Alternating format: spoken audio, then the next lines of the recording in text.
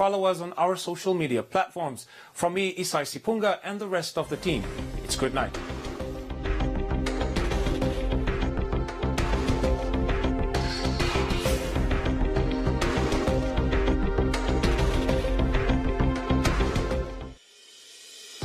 The International University of Management, a Namibian university dedicated to its people's future, a hub of abundant opportunities. We are IUM for life. We are IUM.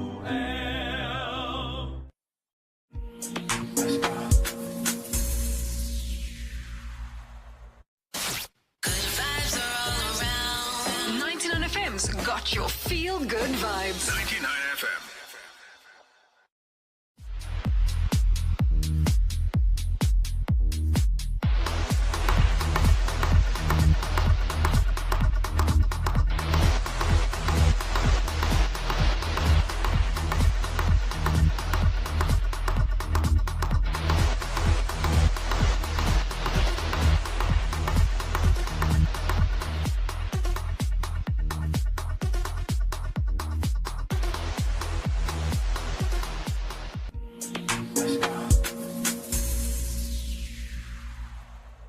Hi everyone, and welcome to a brand new show on One Africa Television called Cars and Gears.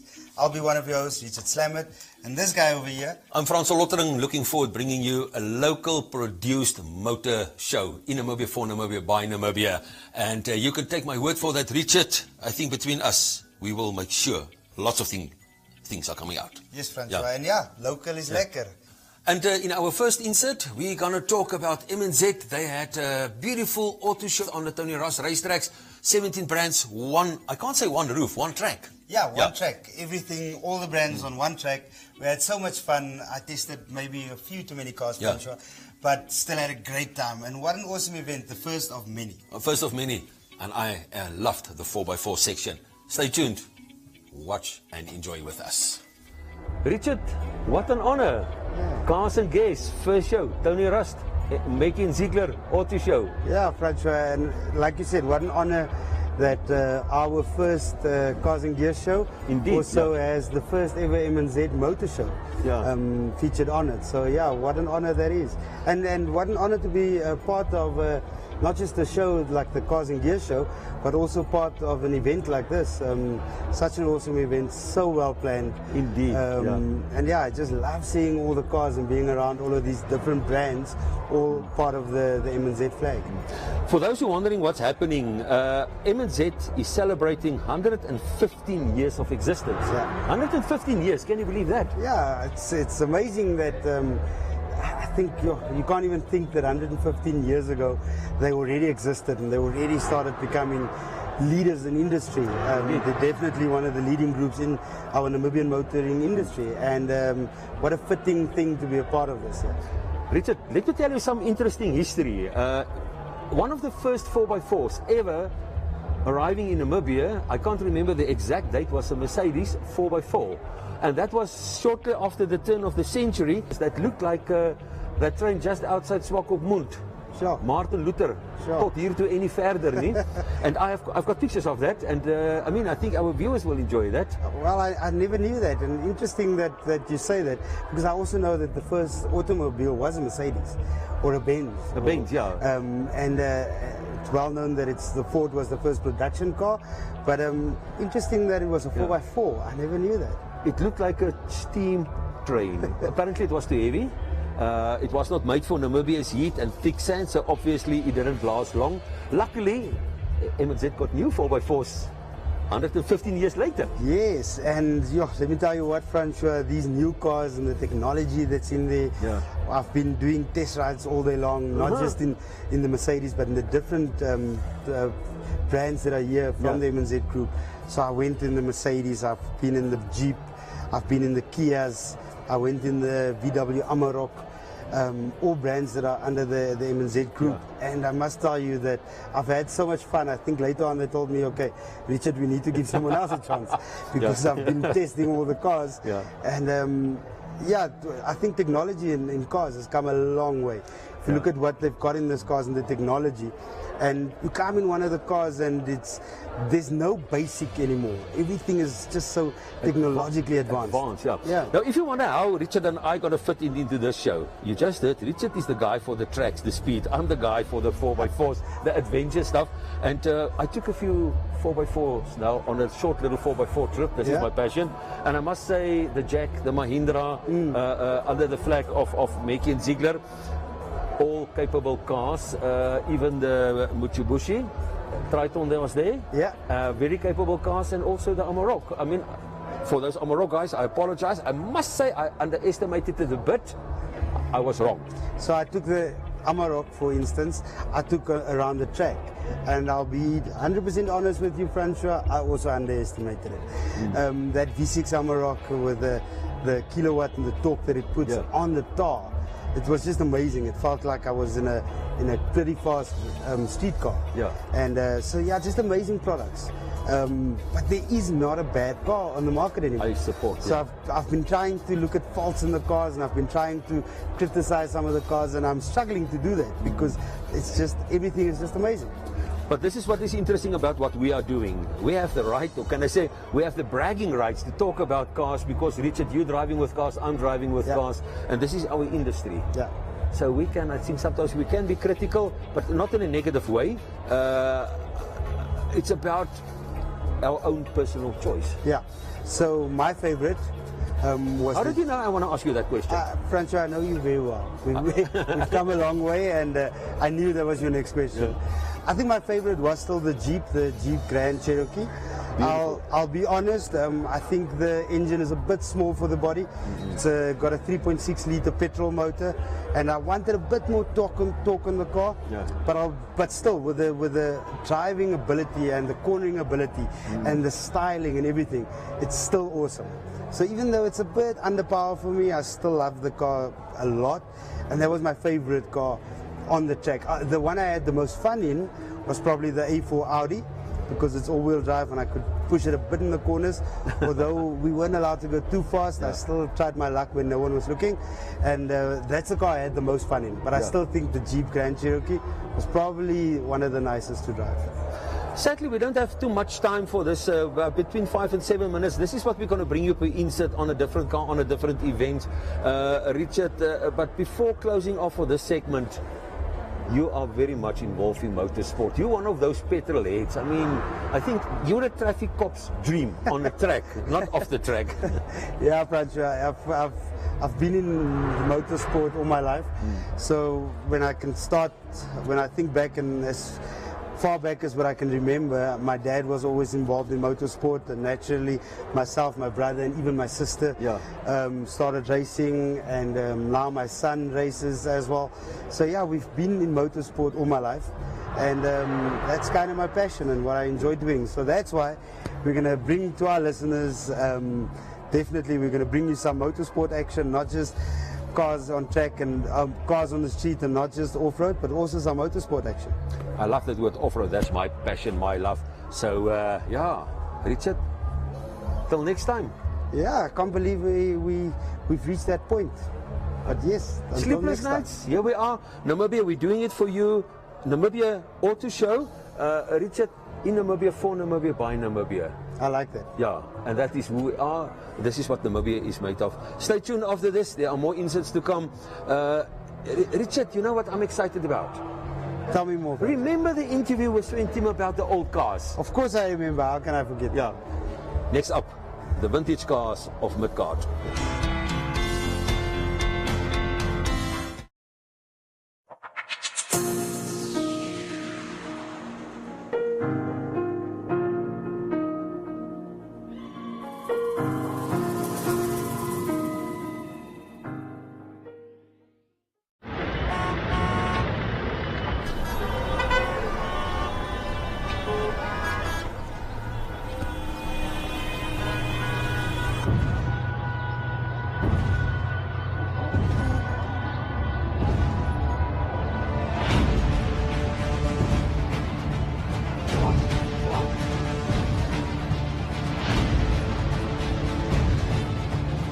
Set to take the African continent and the world by storm. They are giants in every sense of the word, and they will bring entertainment that's just as big. Don't miss the first ever season of Big Brother Titans with two African giants, Niger and Nsamse, under Biggie's roof together. Big Brother Titans starts on Sunday, 15th of January on GoTV and African Magic channels. Big Brother Titans is rated 18. Proudly sponsored by Bamboo and Flutterwave.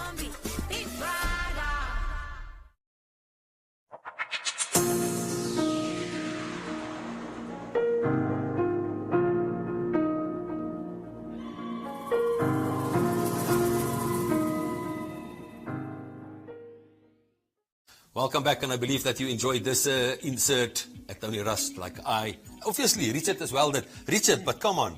Do you have a license for driving a tractor, a red one? I do. No, I don't. So, Francois, up next we're going to chat to Sven Timmer. Yeah. And we're going to talk to them about the awesome museum that they've got out at the Midgard Country Lodge. Mr. Sven Timmer, thank you so much for chatting to us on Cars and Gears on One Africa TV. We feel so honored to be able to chat to you on one of our first programs. Thank you for inviting me. Really pleased about it. Yeah. So, our guy, our camera guy, our car guy, Francois, made the trip out to Midgard, walked into the museum, and immediately the feeling of uniqueness was there. You could sense that these cars weren't just cars that were bought and put in the museum, but there's a story behind these cars. Yeah, sure. Yeah, no, of course. First of all, I have a huge passion for cars as well. I can spend hours to go through museums and also obviously showrooms for new cars, and somehow I must have inherited from my grandfather. He had a passion for cars. He's especially sporty cars. He could even buy a Z3 BMW. I'm not quite in that direction. I'm more on the big cars and so forth, so not necessarily completely sporty. Yeah, but as you see, the cars at Midgard is the Mustang, the Thunderbirds of this world, which are part of them were used for the weddings at the time, and but also it's company cars, and where I still can't believe today that he actually took even the Thunderbird to go to Midgard, which I wouldn't have never done. So that's what's quite funny. Yeah, and as I said, he had many sporty cars. His wife would just go, my lord, another car, you know, and they wouldn't talk to each other for a day or something because he was buying cars.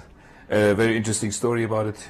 Somebody asked him when he was 74, so when is he going to buy a Mercedes? A big portion or big part of his cars were BMWs, and so when he was asked that, he said, when I'm old, then I'm going to buy a Mercedes. And since then, and obviously our whole family is also BMW, so it was quite funny, and that's where I always tell the story about that one. I think it's a very important part for us. Yeah, I must say one of the things I always tell people is that one of the biggest things in life I fear is that the day I die, my wife will sell the cars for the amount I told her I paid for it. So I think your grandfather was very similar. If you say that his wife was like, yo, what car did you buy again? But I want to know more about the estate and the value that the museum itself brings to the estate. Not just the value of the estate, but the value it brings for the visitors of the estate. Yeah, I mean, first of all, one needs to go back. There was once upon a time that we almost wanted to sell Midgard, and then we realized that it was actually my birthday party and with all the friends and colleagues from the work, from the OL group there, and we realized this is our family place. That is our own family place, and since then we have put a lot of focus in. As you know, today we've got a complete new Midgard. I think Francois even confused it for Mukuti. That happens, and Mukuti we will also not recognize when you go there again. But anyway, so it's basically who we are as a family. It's got various offerings. So, and the car museum is definitely part of the history. With each one's got its own story and adds tremendous amount of value. We've got many people that love cars and they go through there and look at the old Thunderbird, and the Mustang is probably the showcase ones in there. and so that, and the Fairlane, of course. These are really adding a lot of value to Midgard, and as part of your daily activity, you do a walk up the mountain, a walk through the museum, and yeah, so it plays a significant part as part of the identification of who we are as a person.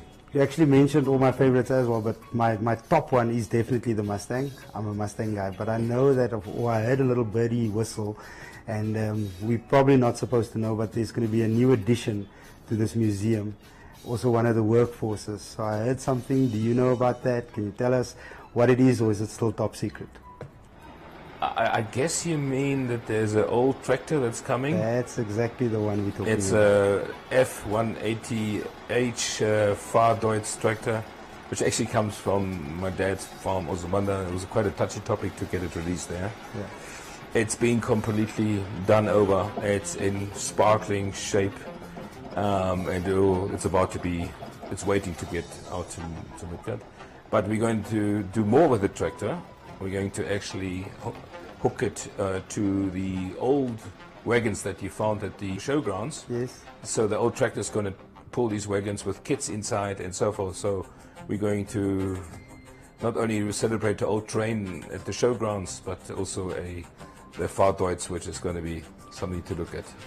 Yeah, that's just awesome, and we really appreciate that you chatted to us today. And we commend you on your love for cars and what you guys are doing with the museum and at Midgard for people to be able to go and view these iconic cars. It's just awesome to see, and thank you so much for chatting to us today. And I just want to say to our viewers out there, if you have nothing to do, make your way out to Midgard, go and enjoy all the facilities they have, not just the cars, but especially the cars, because this is a car show. So I'm going to tell you, make sure you go and see the museum, the car museum. There's some awesome specimens of very iconic cars to be seen at Midgard at the museum. Welcome back, Francois. I had so much fun chatting to Sven. Yeah. And I know that you had a lot of fun chatting to our next guest. Hey, I must say this man is one of my heroes, Quentin Z. van Rooyen. I want to say the roof of Africa boss, huh? Definitely, not easy. Definitely, Yeah. and yes, one of the toughest endurers in Africa, definitely in Africa, maybe even in the world. In the world, and it's the oldest. Dated back to 1967, still going strong. Yeah, let's hear from Quentin himself. Yeah, the aim was to go back and complete the journey and finish Roof of Africa. And it went much better than what we expected. Our entire team finished. We had a great performance. Some of us ended up on the podium and brought back some trophies. So yeah, for myself and for the Namibians that went with me, we're super happy with the experience and with the performance. You can say that again. Lesotho is known for its 4 seasons in one day, but I think this time we had about 6. Started off with nice sunshine and then crazy thunderstorms followed by hail, and later in the day we also had some snow on the mountain peaks. So we prepped for the weather. The weather is a big part of the race, but we did not expect it to such an extent, and I also think the organizers did not expect it. If I can jump in, on the first day they had to immediately cut routes as some of the competitors lost their bikes in the rivers, so they had to change routes like on the fly, flying with helicopters over, and directed some of the guys in different directions. I can tell you, you never prepared for the roof. You think you're as fit as you can be. You put in hundreds of hours of preparation, but nothing can prepare you for what's about to go down in those Maluti Mountains. We were expecting to ride between 7 and 10 hours per day for 3 days in a row, and that's exactly what happened. What we didn't expect was the conditions: hot, cold, snow, hail, rain. But to answer your question, am I happy with how the physicality went? You can always be fitter, you can always be stronger, but I think mental toughness is what pulls you through in the end of the day. Everybody gets tired and everybody suffers. So the run-of-the-mill 300cc two-stroke is the most used motorbike for this type of racing, simply because it's simplistic.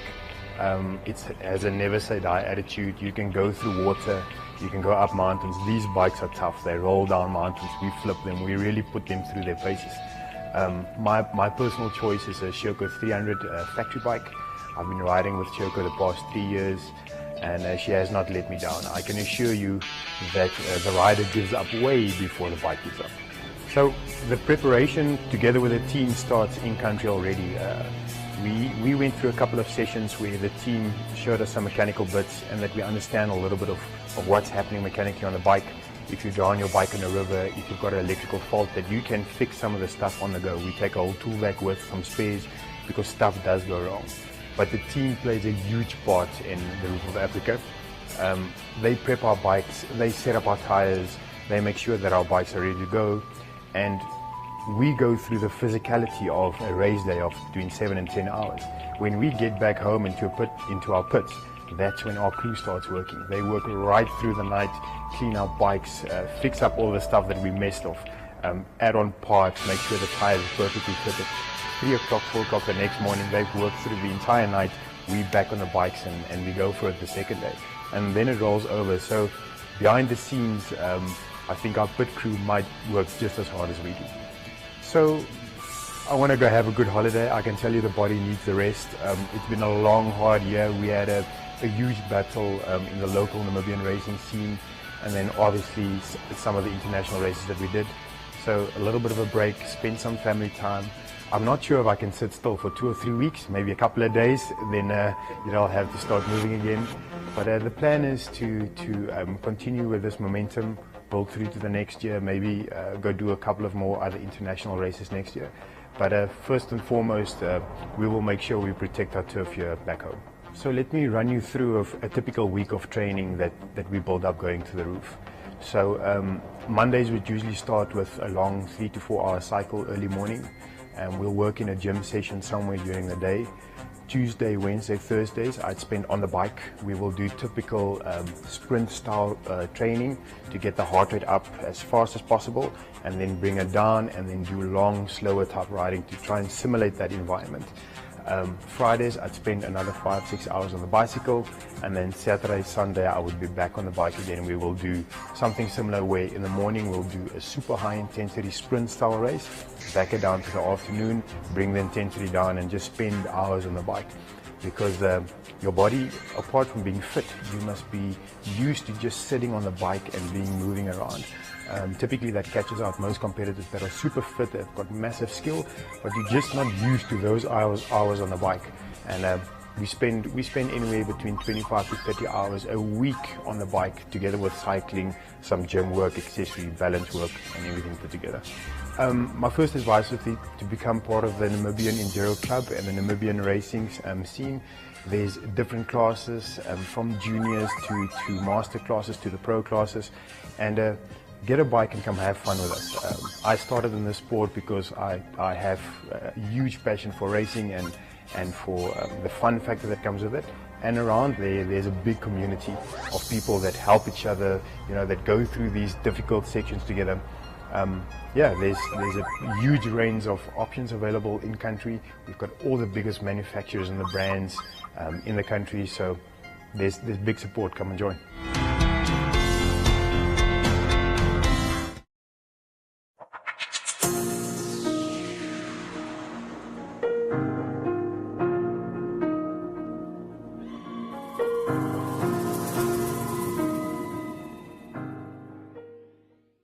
What if you could boost your most loved entertainment? We're up in the ante. Upgrade your DSTV package and we'll boost you to the next higher package at no extra cost. It is uncharted territory. If you're on Access and step up to Family, you get boosted to Compact. If you're on Family, step up to Compact and we'll boost you to Compact Plus. That's an absolute ripper. And if you're on Compact, step up to Compact Plus. You'll get boosted to Premium. Everything is sorted. Step up and we'll boost you even higher at no extra charge with DSTV.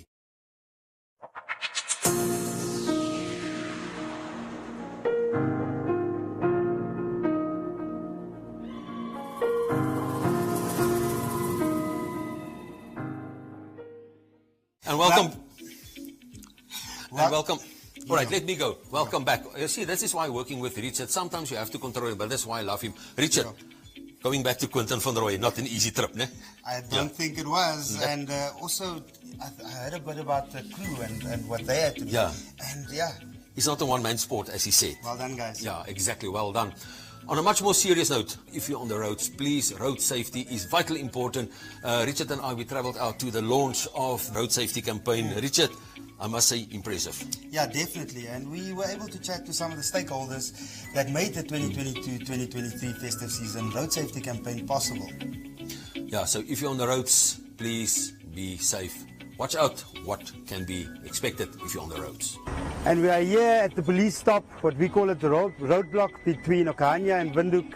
Currently we are attending the 2022-2023 festive season road safety campaign. Such an important event for Namibian roads, with the statistics, with Namibia being so high up on the list with road accidents, especially during the festive season. I think this is such an important event, and we commend our Namibian police. I see the MBA is present. So many people that are making this event happen. We're excited to see what's going to happen and all the measures that are going to be put in place for the road safety campaign for the festive season. So let's talk to some of the partners, some of the people involved in making this possible, putting in the effort, putting the work behind the scenes. Let's chat to some of them. We want to ask everybody out there, think about your safety. It's your safety and my safety out there. That's the first thing. For public transport, we need to ensure that each and every passenger gets home safely. And the other criteria is that we need to look at our young people. Our young people are dying because of car accidents. And if you can make use of public transport, if you are just thinking of going out to drink, use public transport.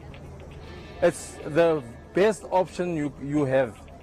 Because at night we've experienced how people are dying on our streets by consuming alcohol.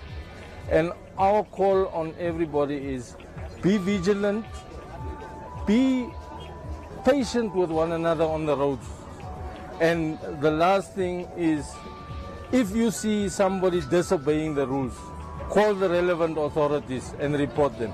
The driver of the motor car is the pilot of the aeroplane or the pilot of the plane. So the driver carries all the responsibilities.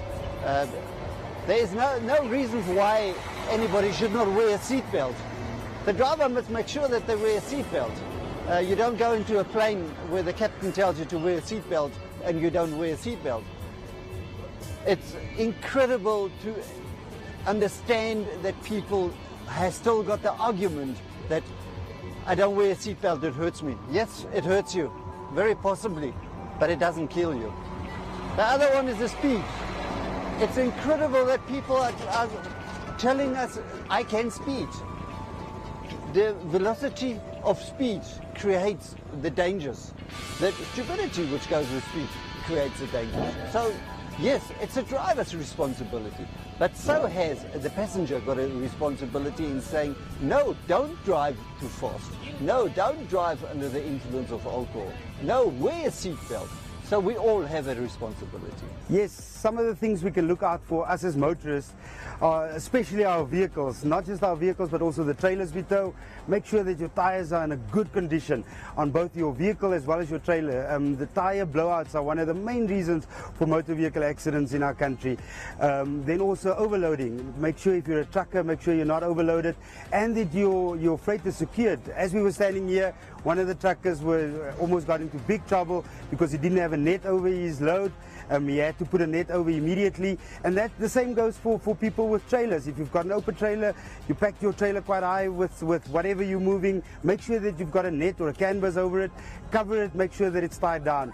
And then obviously if there's extra stuff that you have in your vehicle, make sure that that's tied down if it's on a roof rack or whatever.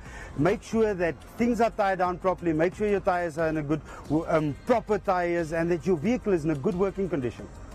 So when you approach a roadblock, whether it's a permanent roadblock or even just a temporary roadblock that was put up, or any police officer or traffic officer that pulls you down or pulls you off the road, please just be respectful. These people are here to do their jobs. They're here to look after our safety as road users. So yeah, it doesn't help we try and be nasty or we irritated with them. Just be as civil as possible, do what they ask you to do and continue on your journey. Thank you so much, and you must have a good day. Likewise.